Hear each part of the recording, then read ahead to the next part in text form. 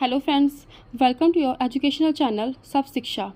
Today we will discuss most important questions of identifying and addressing disabled and learning disability children's. तो guys इसमें हम physical disability के बारे में बात करेंगे आज, उससे रिलेटेड क्वेश्चंस को हम डिस्कस करेंगे कि फ़िज़िकल डिसेबिलिटी जो है किसको बोलते हैं। सबसे पहले तो हम गाइस ये बताएंगे फ़िज़िकल डिसेबिलिटी होता क्या है। इसका it may be defined as a person's limitation on physical functioning, mobility और स्टेमिना।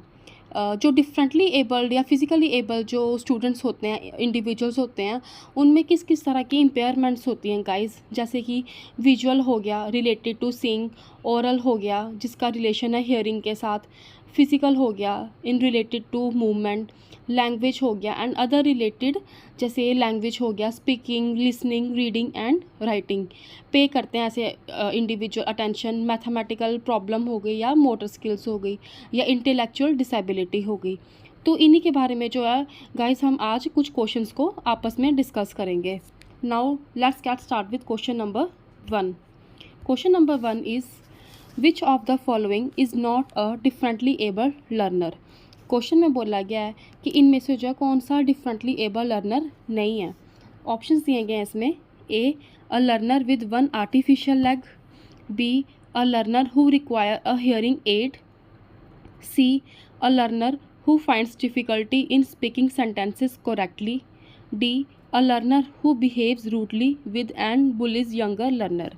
तो गाइस इनमें से जो डिफरेंटली एबल लर्नर नहीं है वो क्या आ जाएगा? अ learner who behaves rudely with and bullies younger learner. कि ये जो स्टेटमेंट जो है एक डिफरेंटली एबल लर्नर के साथ मैच नहीं खाती है। और जैसा ऑप्शन ए में बोला गया है अ learner with one artificial leg, ये जो है एक इम्पेयरमेंट है। अ learner who require a hearing add, ये भी एक डिफरेंटली एबल इम्पेयरमेंट है। और अ learner who finds difficulty in speaking sentence correctly, ये भी एक डिफरेंटली एबल का इम्पेयरमेंट है। तो गैस ये थ्री जो है ये जो है डिफरेंटली एबल लर्नर के पॉइंट्स हैं। और फोर्थ वन जो है ये जो है एक स्टेटमेंट जो है ये रिलेट नहीं करती डिफरेंटली एबल लर्नर के साथ। That's why option is D. Next question is question number 2. Visually impaired children will get maximum support in the classroom from peers if. Question में बोला गया है कि जो विजुअली इम्पेयर्ड चिल्ड्रन जो होते हैं वो अपने क्लासरूम में मैक्सिमम सपोर्ट लेते हैं अपने पेयर ग्रुप से अगर। ऑप्शंस दिए गए हैं इसमें: A their learning takes place through lectures given by teachers, B software assisted Braille script is used for teaching them, C their survival strategies are strengthen, D they improve their social skills. तो guys क्या आ जाएगा इसका answer? Option D, they improve their social skills. Because ये जो visual empire children जो होते हैं अपने क्लासरूम में मैक्सिमम सपोर्ट अपने पेयर से तो लेते हैं अगर वो इम्प्रूव करते हैं अपने सोशल स्किल्स को।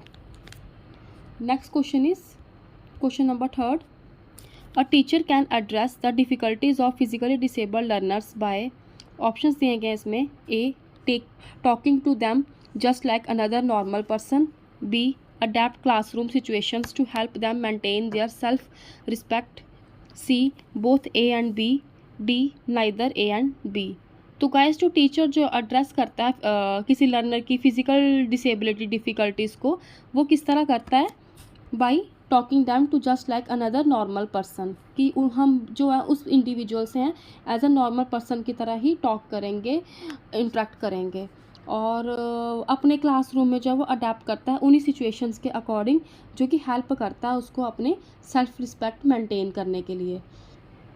तो गाइस ये जो 2 पॉइंट्स जो हैं ये जो पॉइंट्स हैं ये एड्रेस करते हैं फिजिकली डिसेबल लर्नर्स को अपने क्लासरूम में। तो क्या आ जाएगा इसका answer? Both C option, both A and B.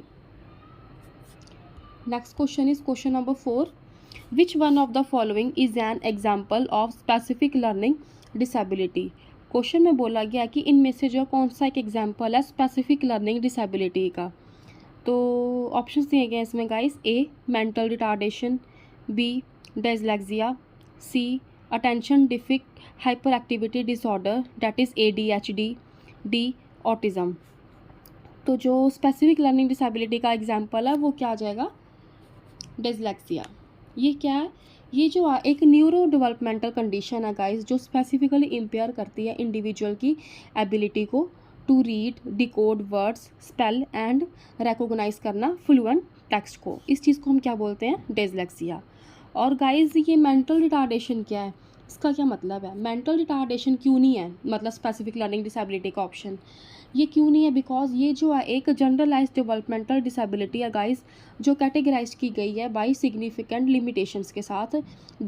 दो पॉइंट्स में, एक आ गया इंटेलेक्चुअल फंक्शनिंग जिसका लो IQ होता है, और सेकंड वन आ गया अडेप्टिव डेली बिहेवियर।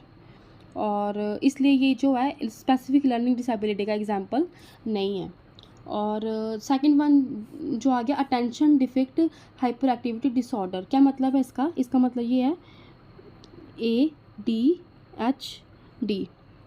ये जो है क्लासीफाई किया गया है as a neuro developmental disorder, जो कि अफेक्ट करता है एग्जीक्यूटिव फंक्शंस को, अटेंशन को एंड इम्पल्स कंट्रोल को। इसलिए ये भी जो है स्पेसिफिक लर्निंग डिसेबिलिटी का एग्जाम्पल नहीं है। और फोर्थ वन दिया हुआ है ऑटिज़म। ऑटिज़म जो है गाइज ये एक डेवलपमेंटल कंडीशन है जो कि प्राइमरीली अफेक्ट करती है हमारे सोशल कम्युनिकेशंस को, इंट्रैक्शन को एंड बिहेवियरल पैटर्न को। इसलिए ये भी एक स्पेसिफिक लर्निंग डिसेबिलिटी का एग्जाम्पल नहीं है।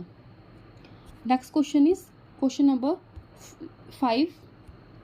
विच one of following is the most significant challenge facing a learner with learning disabilities? Question का मतलब ये है गाइस कि इनमें से जो ऐसा कौन सा सिग्निफिकेंट चैलेंज ऐसा जो कि लर्नर फेस कर रहा है अपनी लर्निंग डिसेबिलिटीज़ के साथ। तो ऑप्शंस दिए गए हैं इसमें, A reading difficulties, B behavioural difficulties, C maths related difficulties, D writing difficulties. तो गाइस जो लर्नर फेस कर रहा है लर्निंग डिसेबिलिटी के साथ ऐसे चैलेंजेस, तो वो कौन से आगे? Behavioural difficulties. क्या है ये बिहेवियरल डिफ़िकल्टीज़? इसका मतलब ये है कि ये जो है एक ऐसा परसिस्टेंट डिसरप्टिव और हार्मफुल पैटर्न है बिहेवियर का, जो कि इंटरफेयर करता है हमारी डेली लाइफ में, हमारी रिलेशनशिप्स में और एकेडमिक एंड प्रोफेशनल ग्रोथ में। That's why his answer is B behavioural difficulties. Next question is question number 6। Which one of following could cause a learning disability? Options दिए गए हैं इसमें, A variation of culture, B apathy shown by peers, sympathy shown by peers, C prenatal drug used by mother, D attitude of the teacher। तो जो इनमें से जो cause किया लर्निंग डिसेबिलिटी वो क्या है? Prenatal drug use by mother.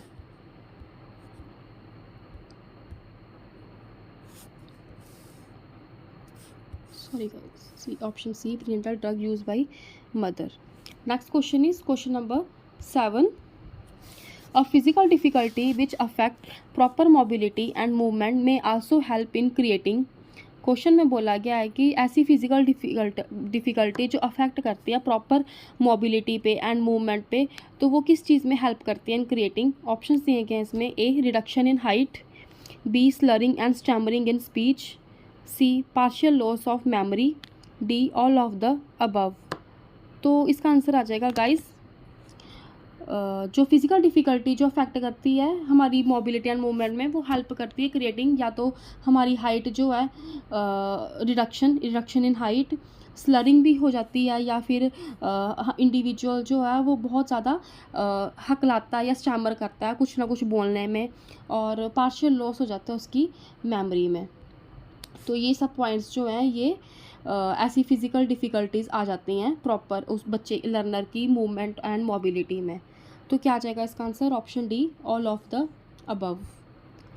Next question is question number 18। Dyslexia is a dash disorder.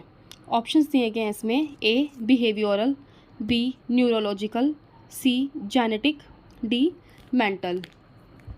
तो गाइस इसका आंसर आ जाएगा ऑप्शन बी न्यूरोलॉजिकल, कि डिसलेक्सिया जो है एक न्यूरोलॉजिकल डिसऑर्डर है। Next question is question number 9। Which one of following is not a speech disorder? Options दिए गए हैं इसमें, A talking at a slow और fast speed, B slurring and lisping, C stammering and cluttering, D defect in pronunciation. तो जो speech disorder का जो इनमें से स्पीच डिसऑर्डर नहीं है वो क्या आ जाएगा? Stammering and स्लटरिंग। बिकॉज ये जो है एक न्यूरोलॉजिकल कंडीशन है जो कि लर्निंग डिसऑर्डर की जो इम्पेयर करती है और पर्सन की एबिलिटी पे टू राइट करंटली, और ये अफेक्ट करता है हमारी मोटर स्किल्स पे एंड इंफॉर्मेशन प्रोसेसिंग पे, जो लीड करता है डिफ़िकल्टीज़ में with their position. Now next question is question number 10। A handwriting problem can be classified as which of the following difficulties. Question में बोला गया है कि जो हैंडराइटिंग प्रॉब्लम जो है वो क्लासिफाइड की गई है किन डिफ़िकल्टीज़ की वजह से। तो ऑप्शंस दिए गए हैं इसमें, ए डिसलेक्सिया, बी डिस्फेजिया, सी डिस्ग्राफिया, डी डिसकैल्कुलिया। तो जिस वजह से हैंडराइटिंग प्रॉब्लम आती है, डिफ़िकल्टी आती है, वो किसकी वजह से आती है? डिस्ग्राफिया की वजह से। बिकॉज ये भी जो है कैसी न्यूरोलॉजिकल कंडीशन है, लर्निंग डिसऑर्डर, जो कि इम्पेयर करती है पर्सन की एबिलिटी पे टू राइट कोहेरेंटली, और ये अफेक्ट करता है मोटर स्किल्स पे एंड इंफॉर्मेशन प्रोसेसिंग पे, जो कि लीड करता है difficulties with handwriting and spelling. तो गाइस इस चीज़ को हम क्या बोलते हैं? Dysgraphia, which is neurological condition 2। Now next question is question number 11। Which one of following statement is true for ADHD? Options दिए गए हैं इसमें, A it is primarily a behavioural disorder and normally can not B inherited, B most cases of ADHD involve both inattention and hyperactivity, C ADHD is found equally in girls and boys, D all of the above। तो जो following statement जो true about ADHD, तो वो क्या आ जाएगा? Option A it is primarily a behavioural disorder and normally cannot be inherited। Now next question is question number 12। A hyperactive child needs, options दिए गए इसमें, A special attention in the classroom, B a separate classroom, C a special teacher, D a special curriculum। तो guys जो hyper active child जो होता है उसको क्या ज़रूरत होती है? अ सेपरेट क्लासरूम की।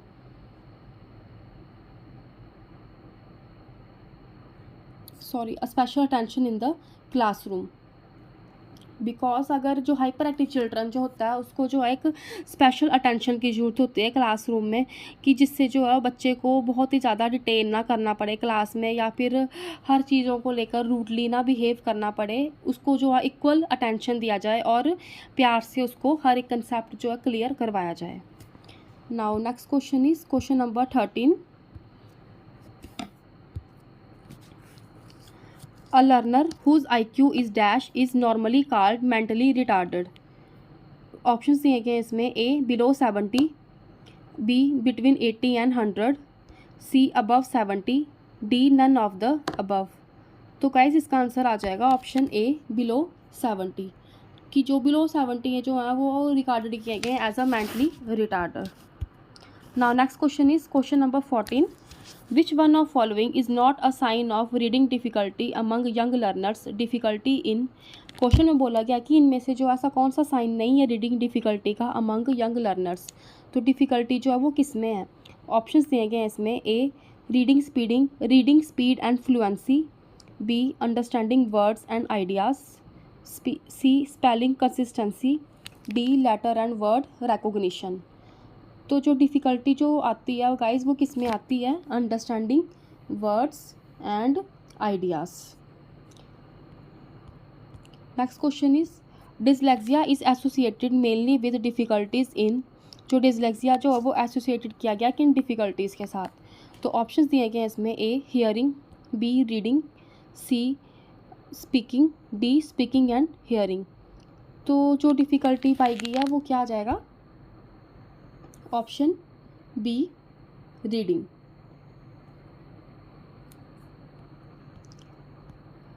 तो गाइज ये थे मेरे आज के मोस्ट इंपॉर्टेंट क्वेश्चन। फिर मिलेंगे हम कल और नए टॉपिक एंड नए MCQs के साथ। Thank you.